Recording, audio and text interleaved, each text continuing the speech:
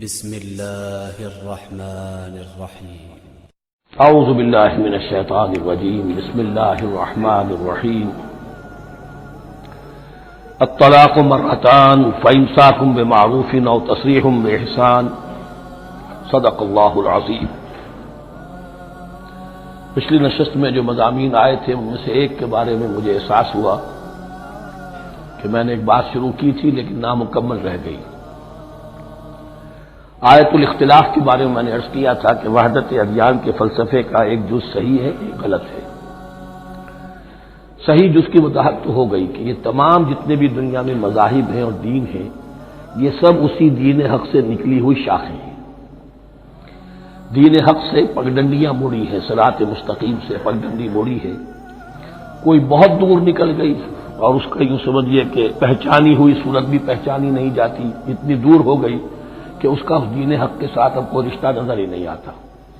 کچھ اتنے دور نہیں ہوئے، قدرے قریب رہے، لیکن سب کی بنیاد ایک ہے۔ ظاہر بات ہے کہ حضرت آدم کی نسل سے بات شروع ہوئی ہے، حضرت آدم کی اولاد ایک ہی امت تھی، یہ تفرقے جو بھی ہوئے بعد میں ہوئے۔ تو وحدت ادیان اس اعتبار سے صحیح ہے کہ دنیا میں تمام ادیان، تمام نظام، تمام مذاہب جو ہیں وہ در حقیقت ایک ہی دین حق کی بگڑی ہوئی شکلیں ہیں، بدلی ہوئی شکلیں ہیں، لیکن اسی سے نکلی ہوئی شاخیں ہیں جنہوں نے شکلیں اپنی بدل لی ہیں۔ غلط حصہ یہ کہ اب جو یہ سب کچھ موجود ہے ان کو ایک کہنا یہ جہالت ہے۔ اب ان کو ظاہر بات ہے کہ ان کی شکلیں اتنی ہو چکی ہیں مختلف ایک دوسرے سے، اور اتنی ان میں تحریفات ہو چکی ہیں، اتنا تغیر و تبدل ہو چکا ہے کہ اب ان کو ایک کہنا موجودہ شکل میں یہ در حقیقت فتنہ ہے اور جہالت ہے۔ دوسری بات جو آخری مضمون آیا تھا 28ویں رکوع میں، دیکھیے اس کی ایک تمہید ہے، وہ سمجھ لیجئے انسانی تمدن کا اہم ترین اور بنیادی ترین مسئلہ کیا ہے۔ تمدن کا ایک ہے انسانی زندگی کا مسئلہ۔ انسانی زندگی کا سب سے پہلا مسئلہ وہی ہے کہ جو حیوانی زندگی کا بھی ہے، اپنی مادی ضروریات، پیٹ کھانے کو مانگتا ہے، سب سے پہلے یہی ہے، اس میں کوئی شک نہیں۔ لیکن اس کے بعد جب دو انسان ملتے ہیں اور اس سے تمدن شروع ہوتا ہے، اس کا سب سے بڑا مسئلہ ہے انسان کی شہوت۔ اللہ نے دو جنسیں بنا دی ہیں، مرد ہیں عورت ہیں، اور ان دونوں کے درمیان تعلق سے نسل آگے چلتی ہے۔ اب اس معاملے کو کیسے ہارنس کیا جائے، کیسے منظم کیا جائے، یہ جذبہ بہت پوٹنٹ ہے۔ جو فرائڈ نے کہا ہے، بس وہ یوں سمجھیے کہ ذرا زیادہ مرچ مسالہ لگا دیا، ورنہ اس میں کوئی شک نہیں کہ یہ بہت ہی پوٹنٹ جذبہ ہے انسان کا۔ انسٹنکٹ جو ہے سیکس کا انسٹنکٹ وہ بہت مضبوط ہے، بہت قوی ہے، لیکن جو شے جتنی قوی ہو اتنا ہی اسے پھر، جو گھوڑا جتنا منہ زور ہو اتنا ہی اس کو لگام دینا جو ہے وہ آسان نہیں ہوتا، اس کے لیے پھر مشقت کرنی پڑتی ہے۔ تو اب اگر تو اس سیکس کو اوپن کر دیا جاتا، کھلا سیکس، فری سیکس، آج کل یہ لفظ استعمال ہوتا ہے فری سیکس، کیوس ہوتا، تمدن میں فساد ہو جاتا۔ اس کے لیے شادی کا معاملہ کہ ایک عورت کا ایک مرد کے ساتھ رشتہ رہے، سب کو معلوم ہو کہ یہ اس کی بیوی ہے، یہ اس کا شوہر ہے، تاکہ اس طریقے سے نسب کا معاملہ بھی چلے اور ایک خاندانی ادارہ وجود میں آئے، ورنہ تو خاندانی ادارہ بس کیسے وجود میں آئے گا؟ فری سیکس میں تو خاندانی ادارہ وجود میں آ ہی نہیں سکتا۔ تو شادی کا، نکاح کا یہ رشتہ جو ہے یہ اللہ تعالیٰ نے اختیار کیا اور یہ انسانوں کو سکھایا۔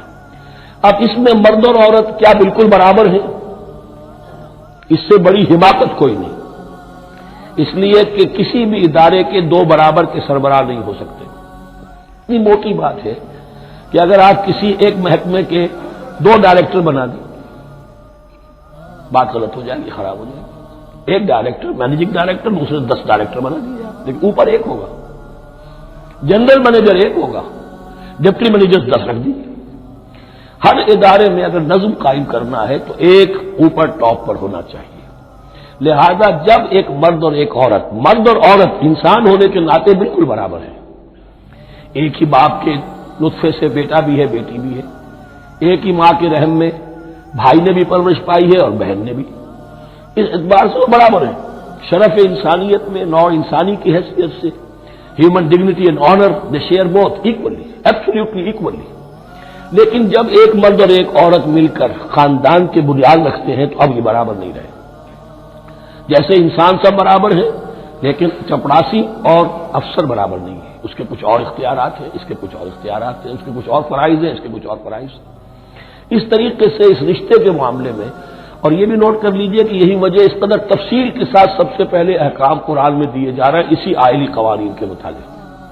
لیکن تمدن کی جڑ بنیاد یہ ہے، یہاں سے خاندان بنتا ہے، اور خاندانوں کے اجتماع کا نام معاشرہ ہے. خاندان کا نظام، اب ہمارا پاکستانی جو معاشرہ ہے، اگر ہماری 14 کروڑ تعداد ہے اس وقت، 7 افراد ایک خاندان کے اگر آپ شمار کر لیں تو آپ سمجھیے اتنے خاندان ہماری دنیا میں اس وقت موجود ہیں. 2 کروڑ خاندان ہیں، ان خاندانوں پر مشتمل ہے. خاندان کا ادارہ مستحکم ہوگا، معاشرہ مستحکم ہو جائے گا. خاندان کے ادارے میں صلاح ہوگی، فلاح ہوگی، معاشرے میں صلاح و فلاح آئے گی. وہاں فطور ہوگا، فساد ہوگا، بے چینی ہوگی، ظلم ہوگا، ناانصافی ہوگی. وہاں کنفلکٹس ہوں گے، میاں اور بیوی میں جھگڑے ہو رہے ہوں گے تو اولاد کی پھر وہاں تربیت صحیح نہیں ہو سکتی، ان کی تربیت میں منفی چیزیں شامل ہو جائیں گی. تو یہ ساری چیزیں جس کی وجہ سے بڑی تفصیل سے قرآن مجید میں احکام دیے گئے ہیں آئلی قوانین. ان میں جہاں تک یہ معاملات ہے، طلاق کا معاملہ ہے، اس میں برابر نہیں ہے. شادی کرنے میں عورت کو بھی حق ہے، وہ شادی سے انکار کر دے تو جبر نہیں کیا جا سکتا. ایک مرتبہ وہ نکاح میں آ گئی ہے تو اب شوہر کا پلڑا بھاری ہے. شوہر اسے طلاق دے سکتا ہے، اگر ظلم کے ساتھ دے گا اللہ کے ہاں جواب دہی کرے گا اور سب پکڑ ہو جائے گا، لیکن اختیار ہے. وہ خود طلاق نہیں دے سکتی، البتہ طلاق حاصل کر سکتی ہے خلا جسے ہم کہتے ہیں. وہ عدالت کے ذریعے سے، بڑوں کے ذریعے سے، رشتہ داروں کے ذریعے سے خلا کرے، لیکن طلاق دینے کا حق اس کو برابر نہیں ہے مرد کی طرح. اسی طرح اگر ایک طلاق دی تھی مرد نے اور اب یہ عدت پوری نہیں ہوئی ہے، وَبَعُولَتُهُنَّ أَحَقُّ بِرَدِّهِنَّ، اب وہ کہے تُو نے طلاق دے دیا، میں تیرے گھر میں بسنے کو تیار نہیں ہوں. نہیں، اختیار مرد کا ہے، عدت کے اندر 3 مہینے کے اندر وہ اس کو واپس لے سکتا ہے، اس کو طلاق رجعی کہتے ہیں. یہ تمام چیزیں ایسی ہیں کہ بہرحال خواتین کو اچھی نہیں لگتی. اور آج کی دنیا میں تو جو یہ مرد و عورت کی مساوات کا سلسلہ ہے، یہ شیطان کا سب سے بڑا فلسفہ اور معاشرے میں فساد اور گندگی پیدا کرنے کا اس کا سب سے بڑا ہتھیار ہے. اور اب جو کچھ رہی صحیح اقدار ہماری ایشیا کے ممالک جو ہیں، زیادہ تر مسلمان ممالک ہیں، ان میں خاندانی نظام کی جو بچی کھچی شکل رہ گئی ہے اس کو برباد کرنے کے لیے یہ قاہرہ کانفرنس اور بیجنگ کانفرنس، اس ایشیا کا گھیراؤ دونوں طرف سے، مشرق سے اور مغرب سے، کہ عورت کو آزاد کرو، عورت کو اٹھاؤ، ایمینسیپیشن کے نام پر، آزادی کے نام پر، اور مردوں عورت کی مساوات کے نام پر، تاکہ خاندانی نظام ٹوٹ کر رہ جائے، جیسے کہ ان کے ہاں ٹوٹ چکا ہے. خاندانی نظام نے، یہ کلنٹن صاحب نے کہا تھا اپنے سال 9 کے میسج میں کہ عنقریب ہماری قوم، امریکن نیشن، بہت جلد اس کی اکثریت حرامزادوں پر مشتمل ہوگی. Born out of wedlock, وہ کسی شادی کے نکاح کے نتیجے میں کوئی وجود میں نہیں آئے، زنا کے نتیجے میں وجود آئی بھی قوم ہوگی. 1 پیرنٹ فیملی رہ گئی ہے، ماں ہی باپ ہے اور وہی ماں ہے، اور وہ دونوں وہ جانتے ہی نہیں. اب وہاں بڑی ایک مہم اٹھ رہی ہے کہ ہر انسان کا حق ہے کہ اسے معلوم ہو کہ میرا باپ کون ہے. وہاں تو بہت سے لوگ پتہ ہی باپ کون ہے میرا کیا پتہ. یہ تباہی ہے جو اس معاشرے پر آ چکی ہے، اور ہمارے ہاں بھی لوگ اسی معاشرے کی نقالی پر چل رہے ہیں.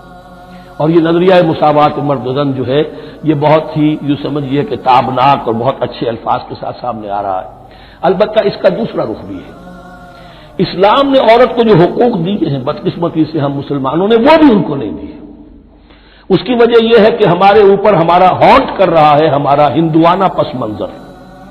ہندوؤں کے معاشرے میں عورت کی کوئی حیثیت نہیں، نہ اس کی وراثت کا حق ہے، نہ وہ بیوہ ہو جائے تو جینے کا حق تھا اس کو، وہ تو پھر ستی ہو جانا چاہیے اس کو، اس کے لیے تو زندگی کا حق بھی نہیں ہے. وراثت تو بہت دور کی بات رہی، کوئی پراپرٹی کا کوئی سوال نہیں، کسی طرح کی کوئی حیثیت نہیں، کوئی لیگل اینٹی نہیں.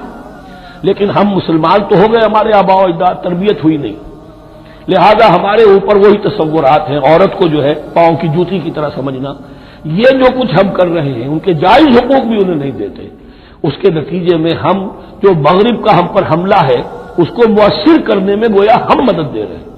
اگر ہم اپنی خواتین کو وہ حقوق نہیں دیں گے، اگر ان کے لیے جو اللہ نے جو مقرر کیا ہے وہ انہیں نہیں دیا جائے گا، تو ظاہر بات ہے کہ رد عمل میں پھر جو یہ نعرے ہیں اور بڑے خوشنما جو دعوت اٹھتی ہے وہ لازماً انہیں کھینچ کر لے جائے گی. تو اس طرف بھی خیال رکھیے. اور ہمارے ہاں دیندار گھرانوں میں خاص طور پر یہ بات ہوتی ہے، اس کو سمجھنا چاہیے کہ عورتوں کے کیا حقوق ہیں، ان کی دلجوئی کتنی کرنی چاہیے. حضور نے کیا فرمایا ہے؟